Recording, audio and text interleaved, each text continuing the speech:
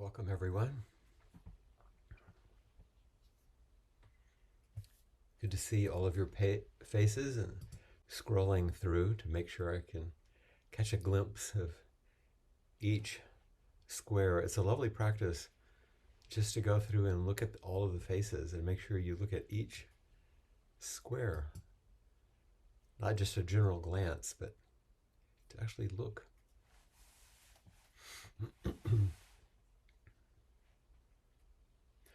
So I'll invite the bell for our bit of sitting. So please take this brief amount of time just to sit fully as you can.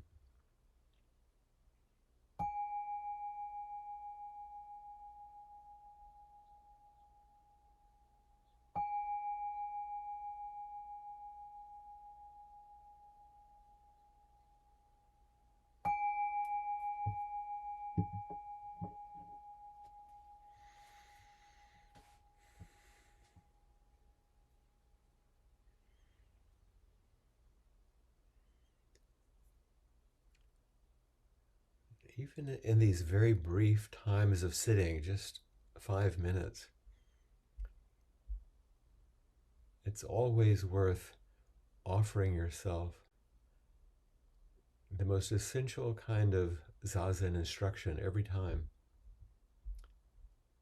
as if you're offering zazen instruction to your dearest friend who you wish to sit fully and wholeheartedly, suggesting that they arrange themselves and their body in a stable, comfortable, upright posture. There's nothing else. They allow their belly to be soft and their back to be strong, not tense, but feel the strength of their spine and the softness of the front of their body.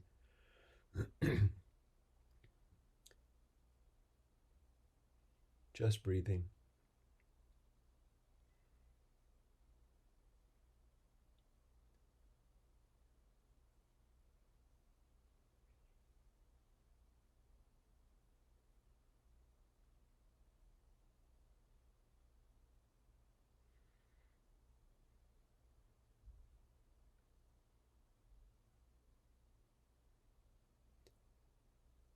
Allowing the world to come to you as you simply sit and touch what is at the center of all that happens on its own.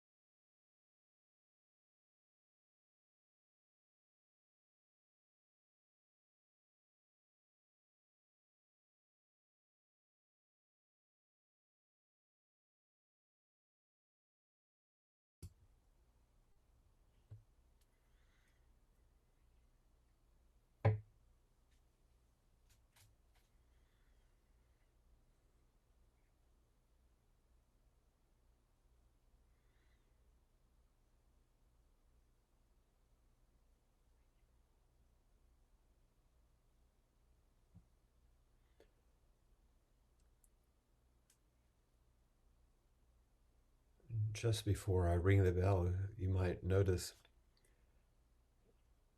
if you let your eyes open gently, that there are all these people all over the world sitting with you and for you, breathing with you. There's this one large connected body of breath, and that's a lovely sight.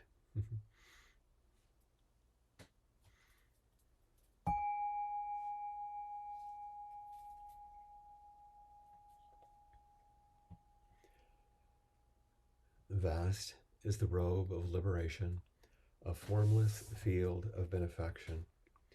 Wearing the universal teaching, I realize the one true nature, thus harmonizing all being.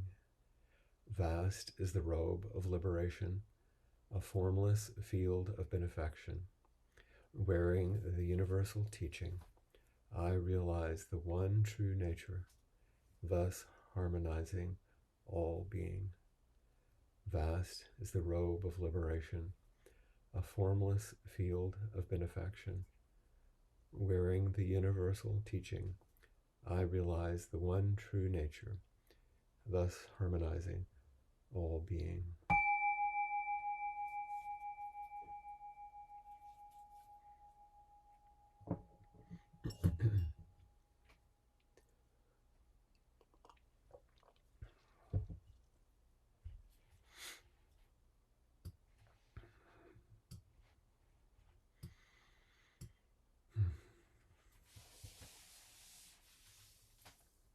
As some of you know, because some of you were there, we just completed a retreat sponsored by the Just This family of sanghas in the UK.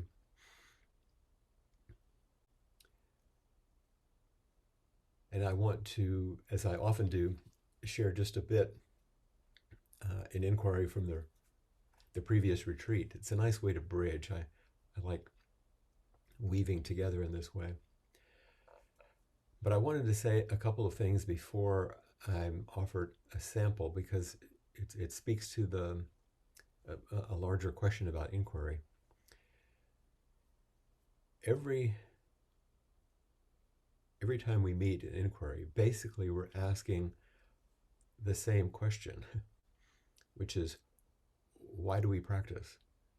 What is this? What are we up to? Some version of what is our practice about? Why do we practice? And every answer, every response that comes from that question eventually actually points us in the same direction. That at the heart of things, we want to soften our barriers to love. Why do we practice? To connect us to the heart of the world. And every reflection I offer isn't really, these reflections aren't really Dharma talks in a way, as much as an invitation for us all to walk together to the edge of yourself. To walk together to the edge of yourself. And this, I don't think this is a kind of an edge that's full of fear or instability. It's not exactly like coming to the rim of the Grand Canyon or something like that, although it may feel that way at times. But the part that does match that is that it's an edge full of wonder. It's deepening and shaping our questions together, which lead us further into the territory, which is much more free of our constructed barriers to life. And at this edge, the conversation changes and our perspective shifts so that the heart tips a bit more gently open, and the mind no longer holds itself so firmly in its repetitive, self-identified shape.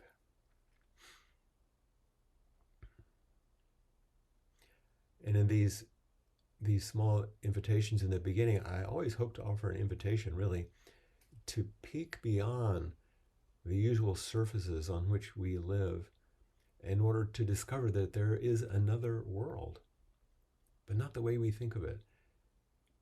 That the other world is actually not other than this world,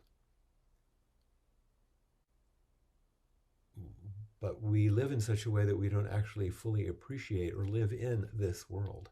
So it seems like another world, a world more free of the kind of virtual reality that our mind constructs constantly, and more full of ease and joy in our bodies and our relationships, full of care for each other and for ourselves and for the world.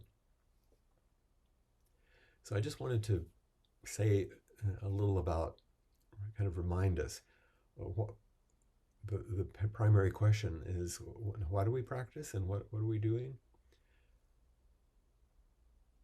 And all of our questions eventually end: how do we soften our barriers to love and to our life? And how do we walk together to the edge of ourselves? I asked that question when we began the UK retreat in a kind of a unique way that turned out to be beautiful.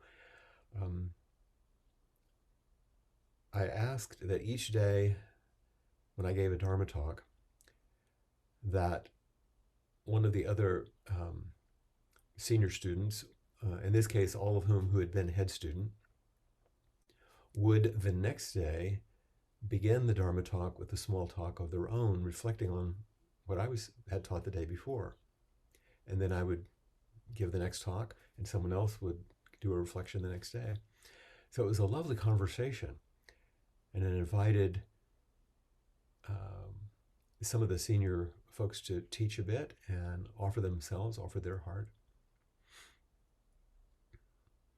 And in the invitation that I gave them, I wrote out some questions I thought might be useful to guide what they were going to do.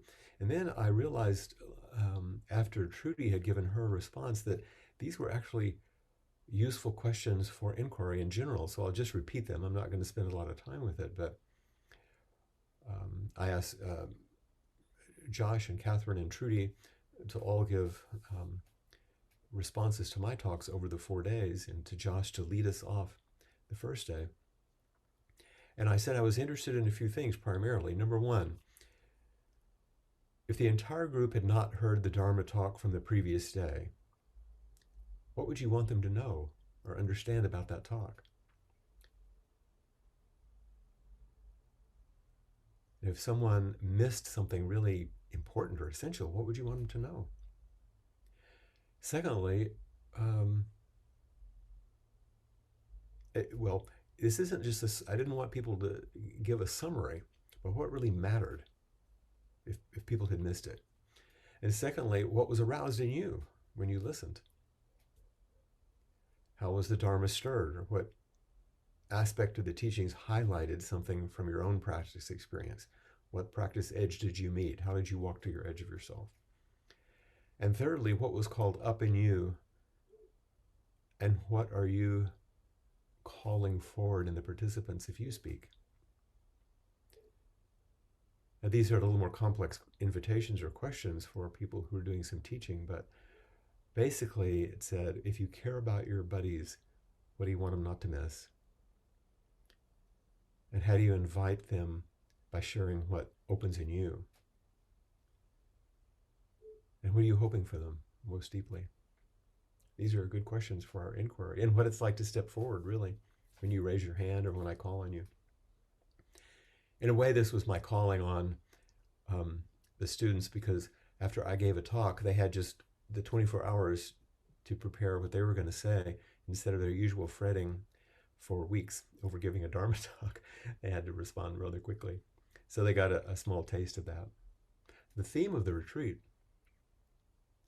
was came forward because we had listened to a recorded talk online by Mel Weitzman, Sojin Roshi from the Berkeley Zen Center, who passed away in January. At age 92, he was one of the oldest disciples and first disciples of Suzuki Roshi. It was a passing of a great being. And his last Dharma talk, which he gave, I believe, last September of 2020, focused on the six qualitative factors of wholesome consciousness.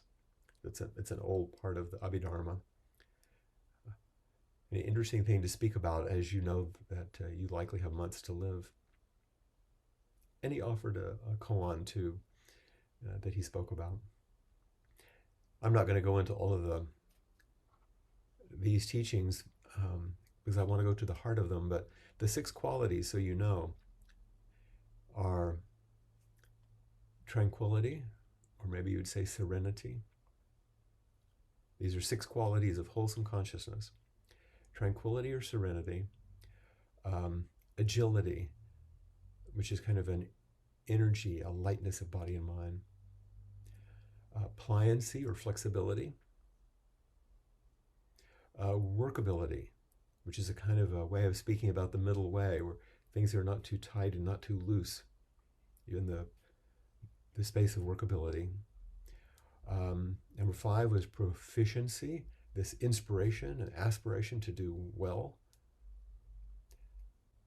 And number 6, uprightness, an uprightness of body and mind, which is an expression of sincerity.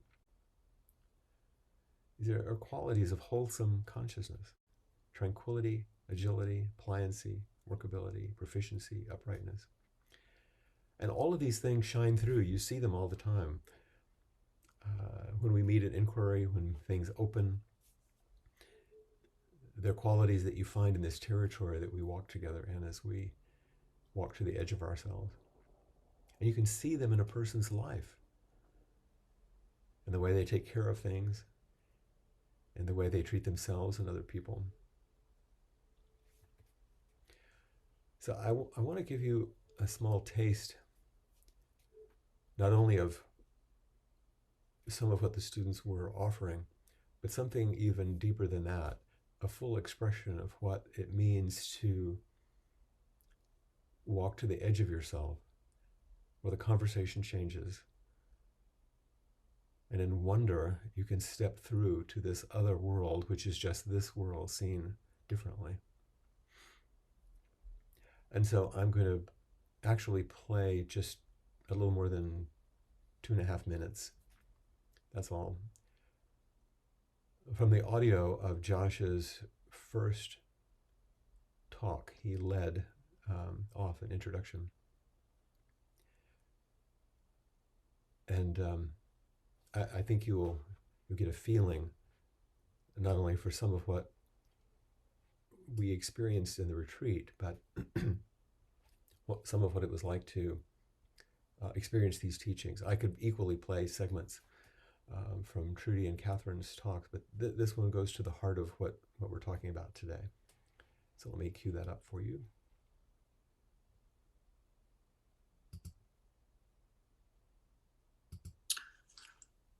A number of years ago, I was in the Rijksmuseum in Amsterdam, and I wanted to see The Jewish Bride by Rembrandt. And I thought I would buy an audio guide. And I was a bit concerned that it might be rather technical and intellectual. So I turned it on, and the first line was, "Can you believe what you are seeing here? Can you believe what you are seeing here?" And that was completely arresting to me, because the person offering the teaching completely opened me up to the intimacy of the painting.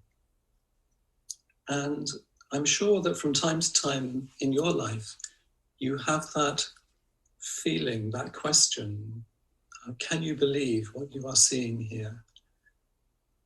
Something that opens you up to a wonder you didn't know was there. And on that day, it did. And I just couldn't believe how the painting to me came alive, and the intimacy of my relationship with the painting also came alive. And I remember particularly the hands, that I would have just looked at the hands and moved on. But the actual loving account of the hands was just really, really touching. And then sometimes when I go to Edinburgh, I visit the Rembrandt late portrait, the 1657 late portrait, and it's in the National Gallery of Scotland. And I go into the gallery and I walk through many, many paintings, and there it is in the corner, kind of waiting for me, like somebody you'd meet at a station or an airport. And there's an intimacy and an integrity about Rembrandt's late self-portraits. There's a kind of, here I am, this is me. Katagiri wrote.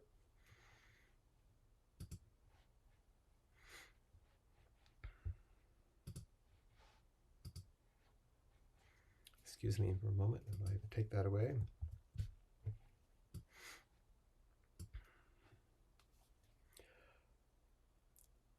Because I am not in the room with all of you, I'm not sure how that has landed, but I can only imagine from my own experience that it's quite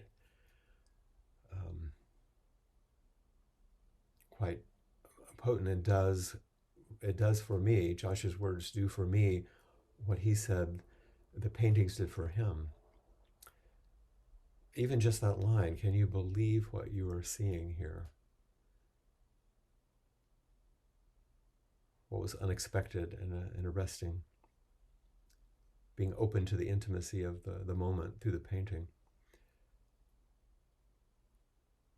Our problem is that often we do believe what we think about what we're seeing instead of believing what we're seeing. We don't actually see. Can you believe what you're seeing here? And then in the self-portrait, if you haven't seen it, it's a lovely, because Rembrandt in the self-portrait is turning a bit to the side, as he said, as if he's waiting in the corner there, saying, here I am, this is me. I now fully avow. We say in our confession or repentance chant, this is who I am. Can you believe what you're seeing? Often when we end inquiry, I'll think something like that. I can hardly believe what I've seen and heard. As each person says, this is me, here I am. Why are we practicing deeply? How do we soften the barriers to love and life? In that final talk by Sojin Roshi, he said, selfless practice. And by that, I would think he was speaking about what I'm talking about, how together we walk to the edge of ourself. He says, selfless practice is to give yourself over to yourself rather than continually trying to be yourself. To give yourself over to yourself rather than trying to be yourself. And it's something that participants in the retreat repeated over and over again because it stayed with them. And I think this is the direction in which our Zazen practice and inquiry are always pointing us. Can we give ourselves over to ourselves, give ourselves back to ourselves, rather than always trying to be ourselves? And in doing so, maybe we meet that same sense of, can you believe what you're seeing here? Here I am. This is me.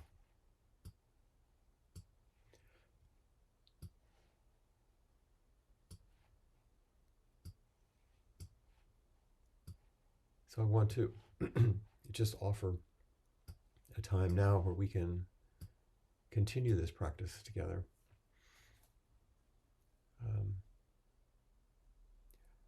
Maybe I will just call on one person to begin, but please raise your hand and come forward. I noticed earlier Jessica and John Eric were here together. Is that right? If so, raise your hand. Hi. Hello. So I was just curious of what was arising in you as you listened to Josh's words and listened to these teachings from Sojin.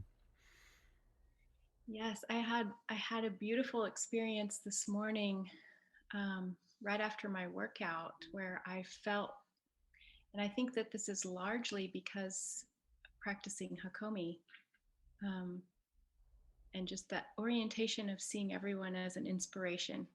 Mm-hmm. And I felt this through the access of just listening to a song on the way home. I felt that everyone is an inspiration, really all at once, and it really resonates with what you're saying and what Josh said about the Can you believe what you're seeing here? Yeah. Mm-hmm. Yeah. The whole world arriving in that way. Yeah. Thank you. It's good to see your smile, hear your voice. Thanks for coming forward. Jessica has helped us for so long too with these inquiries. Other people, please raise your hand and come forward with your questions, what's opening, how you want to walk with us together to the edge of yourself.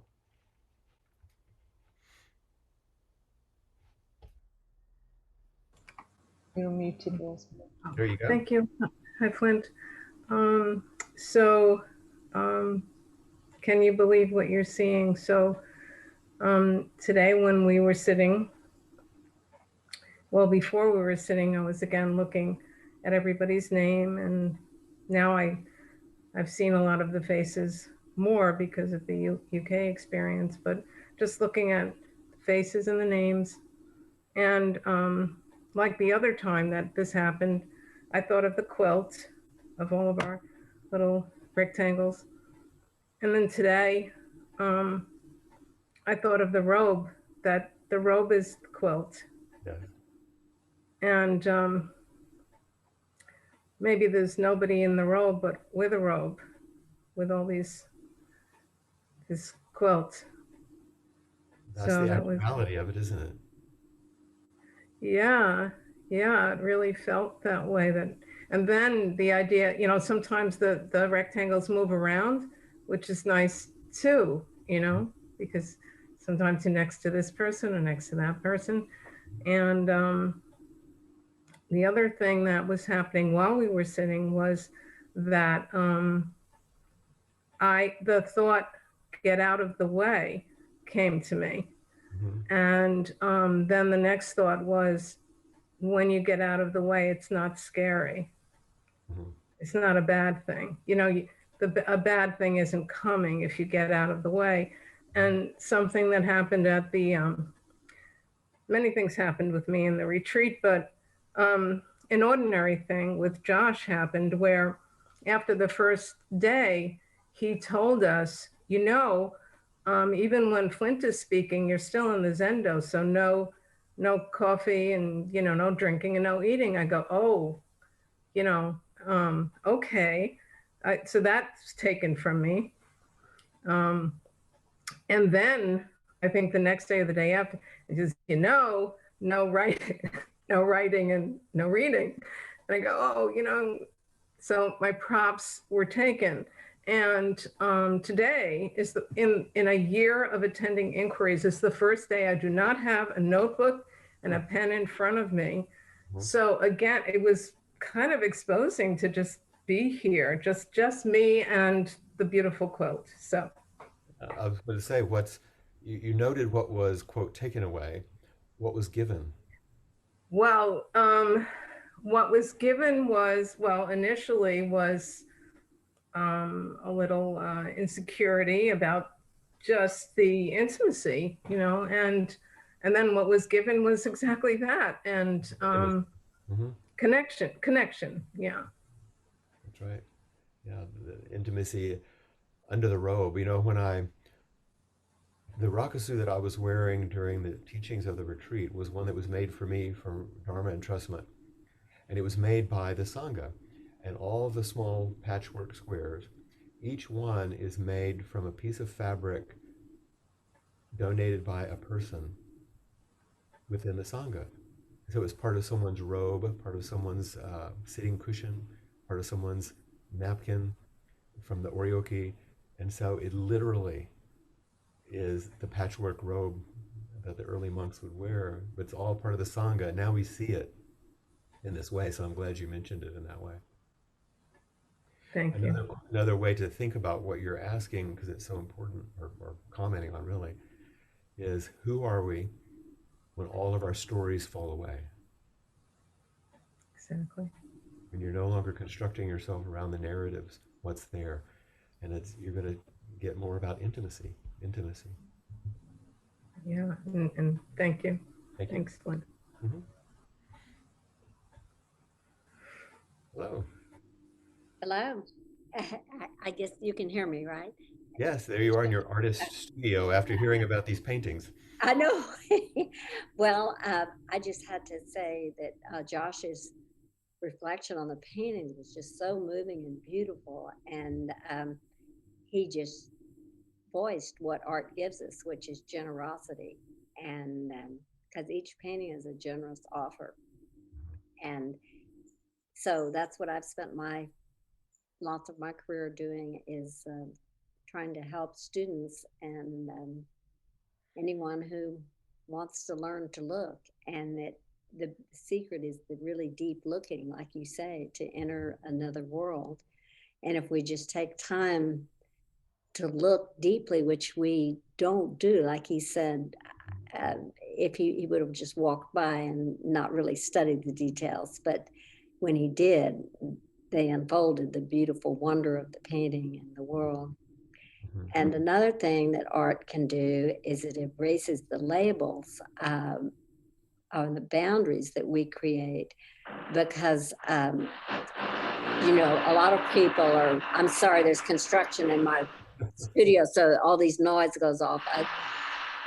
But anyway, it erases the labels. Like, in other words, if you say, oh, this is a spiritual practice, some people may not want to hear that and back away. But if you just say it's deep looking, mm-hmm. It is your spiritual practice, but you don't have to put labels on it. That's an example of the story or the labels falling away. And all that remains is the immediacy of the moment, which is what we're doing in inquiry. I know you've done that. Everybody has done this. You go to a large museum and it's overwhelming because there's so much. It's like a flood of stuff. So to actually sit in front of one painting and take the time to actually look deeply. But that's also what Jessica was talking about in her experience this morning, to actually see people. Then everything becomes a wonder. Yes. Thank you. Thank you.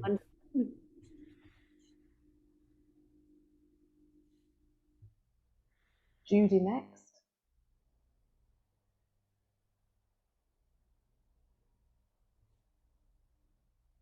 You had a review this morning.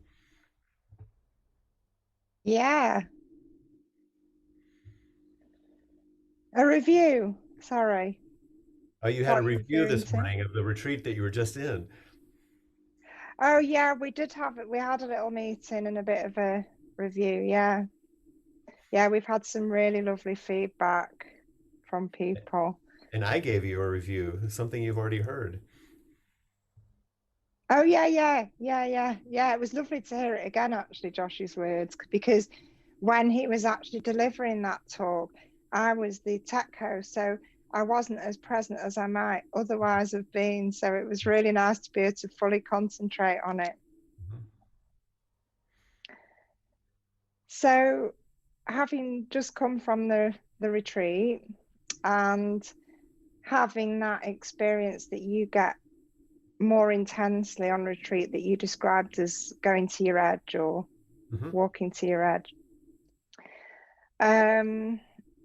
it's made me reflect on my current relationship with my father. Yeah, he's not the man that you met. You know, he's got a broken heart. He's 92. He's getting dementia, and the dementia's sort of come on quite quickly, and he's very quiet and vulnerable, and it feels a bit like being with a 4-year-old, but a subdued and sad 4-year-old. How long has it been since your mom has passed? October she passed. Just this past October. Yeah. So it's very raw. How long since your brother died? That was 2013, so 8 years. But he's had significant losses. He has, and him and my mum were together for over 70 years. Yeah. So, I don't think life's, he's lost his spark. He's always had a real spark, and the sparks. Yeah. The spark's gone. And I go to visit him once a week. And what happens when I'm with him, so he's quite quiet. We eat lunch together. There's not loads of conversation, but we sit and we look at the birds out of the window. And I seem to spontaneously go into a similar place I was in when I sat with my mum when she was dying, which is just a really, really present place. And it just happens. And it's quite hard to be in because my heart feels like it's breaking because he's so vulnerable, and I've never loved him more, but it's a kind of heartbreaking feeling. It's painful and love at the same time, so, but to see him the way he is hard, and I feel incredibly protective of him and heartbroken for him. So that's quite interesting that sort of state happens. Often we try to protect ourselves from those deep feelings, but what I've just realized is that when I'm traveling to him and when I'm leaving, I shut off from it. So in the sense that as I'm driving towards him, I don't anticipate the heartbreak that I'm going to feel. I just get on with it. I just travel there, and there's something that's a resilience about that. There's something that really helps me in that. But it's not being completely present to everything that's going on, if you see what I mean. So I'm just sort of curious. Actually, it is. Okay. You know the teachings when you're peeling the carrot, just peel the carrot. When you're cutting the potatoes, just cut the potatoes. When you're driving, just drive. I just drive. There's no reason to create some sort of narrative. You're not actually with him. Oh yeah. You're driving. And when you're with him, your practice leads you directly to the heart of the matter. It's appropriate that your heart is breaking. Why would it not? Now you can create other narratives on top of that, is how terrible it is, or what but it doesn't sound like you do that. You're just with him. Yeah. And you settle into all those qualities which feel like heartbreak, which is the appropriate response. And then when you leave, you turn to the next thing. The depth of your love isn't measured by carrying it with you. Some of it's there. You're changed. You're like the clay or the gold. You're changed by that interaction, and that's how we all are with each other. But it sounds like you're just walking with him as he makes this shockingly steep descent after your mom's gone. And it sounds like that your practice is really serving you well. It does feel that way. Yeah, and as I say, it was the same as when I was sat with my mum when she was dying. I just felt so present, and it was such a gift. And it's serving them. Yeah. And that's what our practice is for. Eventually it expresses itself in service. Mm-hmm. We walk to the edge of ourselves, give ourselves back to ourselves, stop trying to be someone, and meet what's in front of us. Yeah, that's really helpful. I suppose just briefly, part of the reason for the sort of curiosity about it is because I, as you know, I'm quite naturally quite an optimistic person, and I've had a couple of big losses in the last year, as you know, and I keep being a bit suspicious of myself because I'm kind of like, oh, I'm all right. I'm all right. Do you know what I mean? And I know there is a bit of distraction in that, or there is a bit of not wanting to go there, but it's also a massive resource. So that's kind of what I've been playing around with, you know. Well, And I think I also, sorry. no, you're touching an edge which is really important to name. And it's similar to what we've been discussing already. As you practice more and more deeply, this will be a little exaggeration, but as things come, the response is like, oh, now this. It's not that you don't have feelings. Of course you do. Yes. And you Yes. might be frightened, you might be angered, you might be sad, but mostly, even as those feelings move, you feel okay. And, Yes. and it's Yes. a strange feeling Yes. to be completely okay, even when you feel things strongly, because that's not something that most people experience. And it's a little disquieting, and people will wonder if they're like you've become deadened or hardened or something. But it's not the case unless it is. And there are times when you realize, oh, Yeah. I'm really just hiding and I'm shutting down. But your awareness and Yeah. practice helps you know that. Definitely. I mean, there's definitely times where I know I'm Yeah. doing that avoiding distracting thing, but yeah, I think you're right. I think part of the reason I've been a bit suspicious of myself is because other people are like, oh, you must be feeling terrible with these losses, you know, and I'm a bit like, I'm all right actually. You Now, know. at that moment, you have become the wall in Zazen, and what you hear are their projections. That's what they would Yeah, feel. yeah, that's helpful. And thank you for Thank you. bringing this because it's very helpful to others to hear what you're asking about. And give my love to your dad. I I'm, will. I'll see him tomorrow. I'm so glad that I got to spend that journey with them from the Lake District back to Manchester and to see their home. And they were so gracious to me at a time when they were still fully present and beautiful, you know? So that's how I hold them. Yeah, I'm glad you had that experience. Thank you, Flint.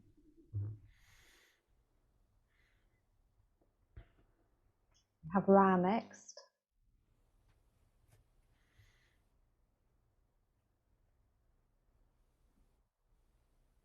Hi, Ra. Hello, Flint. Hello.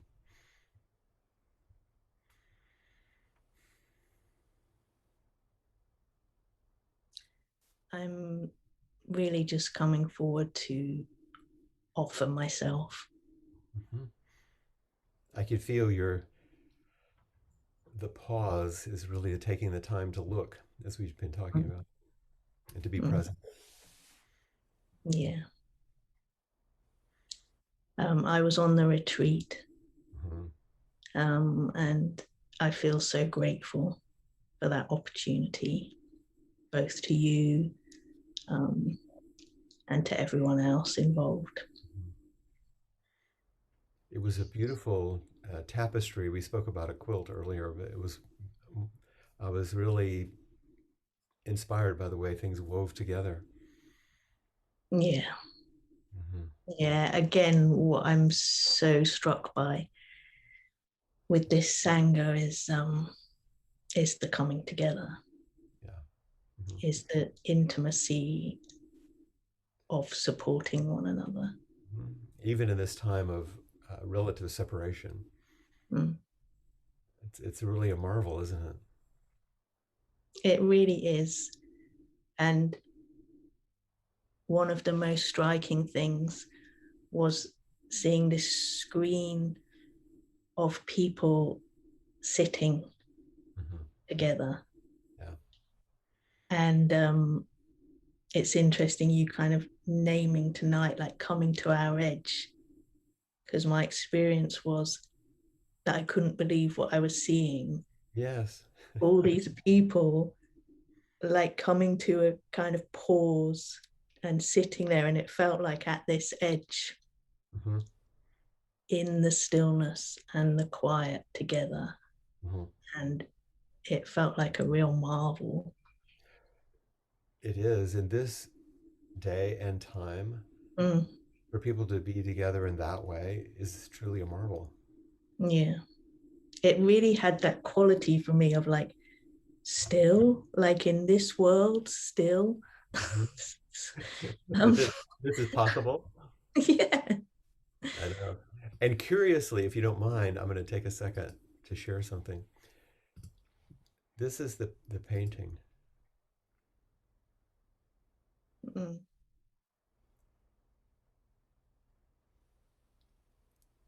So now look at the profound stillness and of course the hands.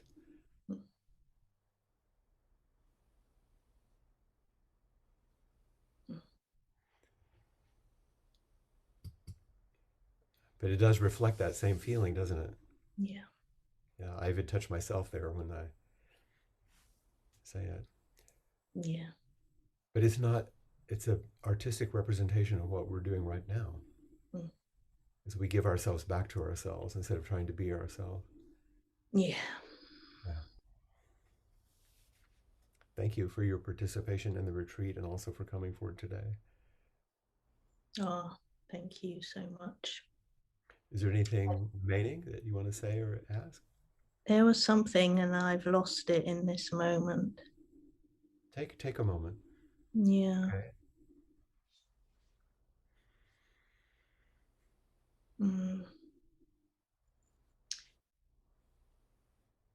We did I'm going to put my glasses on so I can see you well. We did a practice that Trudy introduced where we looked at ourselves on screen for 15 minutes. We sat with ourselves. And I was really shocked by what I saw as a transparency to myself. I saw myself like I sometimes sense other people. And I was doing like a Hakomi blinking at myself. And it was like I saw the barriers to love. Yes. And I saw this immense sadness and disappointment that separates me. And I caught myself like to not get attached to that perception as well. Right. And what helped was looking at this whole screen of people sitting with themselves. You're giving yourself back to yourself, huh? Absolutely. And that I can't give myself back to myself on my own. Excellent. Thank you for saying that. That's the key, isn't it? And I can't soften the barriers to give myself back to myself on my own. I do that through the intimacy of waking up to other people and sharing that. Exactly. Thank you for your teaching. That's wonderful. Thank you, Flint. And we thank Trudy for that Absolutely. invitation to walk to the edge of yourself. Absolutely. And Josh, for can you believe what you're seeing? Yeah, that was in the first 5 minutes of the retreat, and it was all taken care of. Yeah. Thank you, Rob. Thank you. There you go. Hi, Flint. Hey. So I have been thinking about, and you really brought it to mind, the last 2 nights, I've had 3 Dharma talks, or I would even call them demonstrations, on Netflix. And I'm watching a program that's a documentary called True Love. I don't know if you've seen it, but I'm thinking about what Judy brought forward. I've watched 3 of these episodes, and they are about couples who have been married like 50 years, 60 Right. years, Mm-hmm. and it shows how they are with each other. Right. Have you seen it? We have. Okay. And at 41 coming up years, Aaron and I thought we would watch it and see. Yeah, it's I had my daughter pointed me to it, and I didn't watch it for a long time because I thought, well, I didn't know it was about 60-year-old couples, but it is so amazing to see how they are so kind to each other, so respectful to each other, and intimate, which, as you know, has been kind of this thing that I've been really trying to understand and come to the edge of myself and be with. But it represented a longing in me, but it also represented, oh, this is how people can really be with each other, even after they've looked at that painting a lot, They go further in, and there's a lightness of being, there's a humor, there's those 6 qualitative factors I listed, right, your descriptions. Yes. And so that's really just in me so deeply. It's a real edge of myself when you've brought me there many times, but I really think about what Judy brought forward about my 2 parents dying very close together. And I sat with them, but I didn't have the intimacy that we have now. This was back in 91 and 92. And anyway, this is still resonating in me quite strongly, is what I saw them being with each other. Will you say the name of the series again so people can know It's called True Love, and it's on Netflix, of all things. And it's just kind of an amazing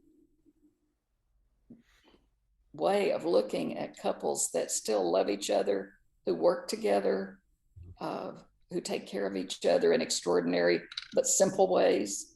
And they've developed that in the form we call marriage. Yes. Is this not true love?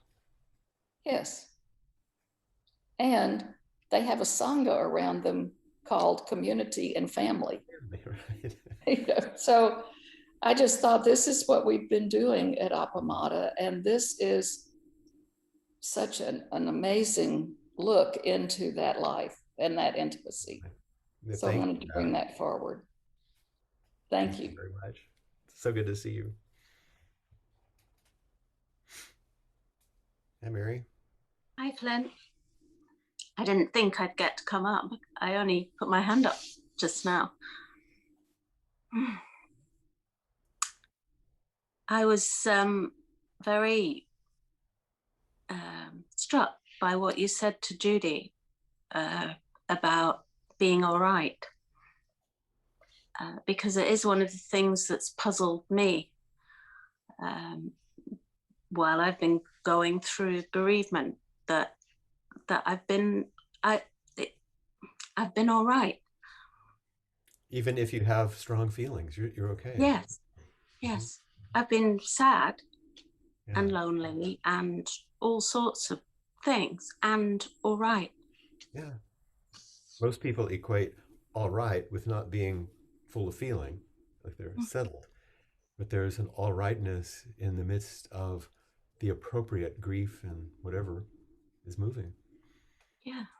And I have felt odd about it, but it really helped what you said. Yeah. I'll be traveling to be with my mom and my sister next week. I'll be going to the mainland United States for the first time in a year and a half. and the first time since my father's died. And so I felt my various bits of grief, but not overwhelming. But I could feel something rising as I moved toward going home. And it's not as in a manufactured narrative like Judy was talking about. It's more, I can feel the proximity, Yeah. and I'm okay. It's not frightening. It's just full. Yeah. It's very full. Yeah. Mm-hmm. And no doubt when you arrive there, you will feel things. Something. I'll be open to the mystery. Mm. Mm. And in the relationship with them, meeting them like we're meeting, that's where it's real. Thank you, Mary.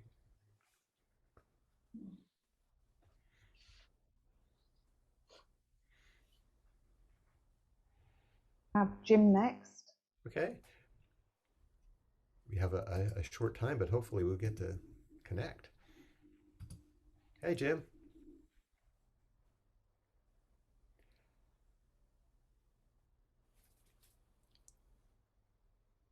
Can you hear me okay? Okay. It helps if I turn on my mic, maybe. There you go. Now we can hear you. Yes. Okay. When I let myself be more on the edge and be present, there's this kind of experience of, can I believe what I'm hearing myself say? Mm-hmm. I know I'm speaking, but I don't know what I'm going to say next.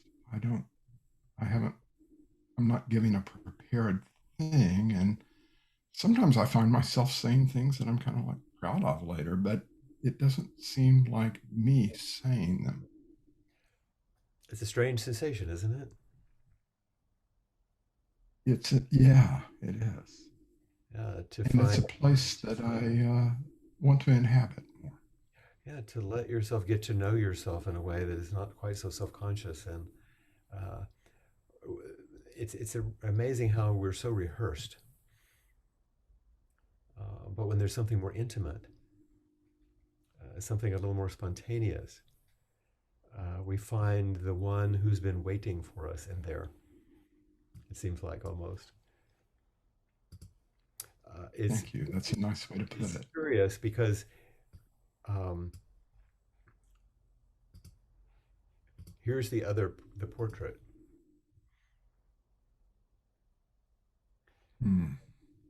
It's like you meet the one who's been waiting there in the corner.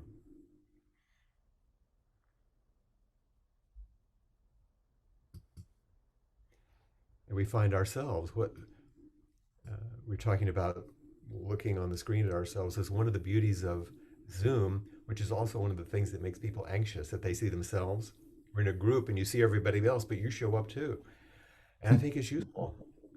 We get to give ourselves back to ourselves in that way. And as Elliot said, come back to where we started, find ourselves, but there's something new about it, something fresh, if we let it be. Thanks for coming forward. We're going to have to say goodbye for today. Maybe we can talk again. Thank you. Mm-hmm.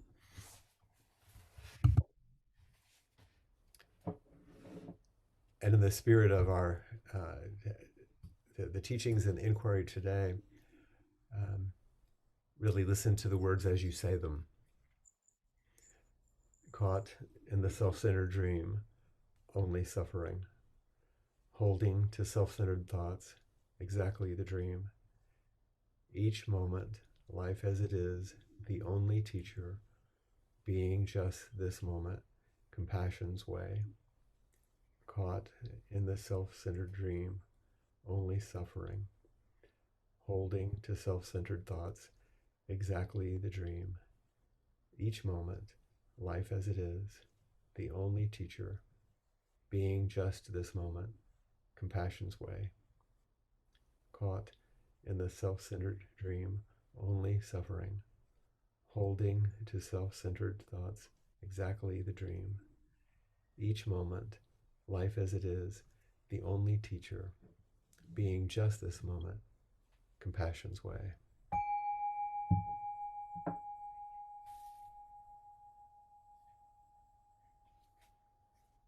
Appamada's programs and facilities are supported through your generosity. Your support really does make a huge difference. And there is a link for contributions on the website at appamada.org/contribute. And there you'll find an opportunity to contribute to teachers such as Flint or Peg and others, and also to contribute towards classes and practice discussions and other opportunities as well. So thank you everybody for coming today.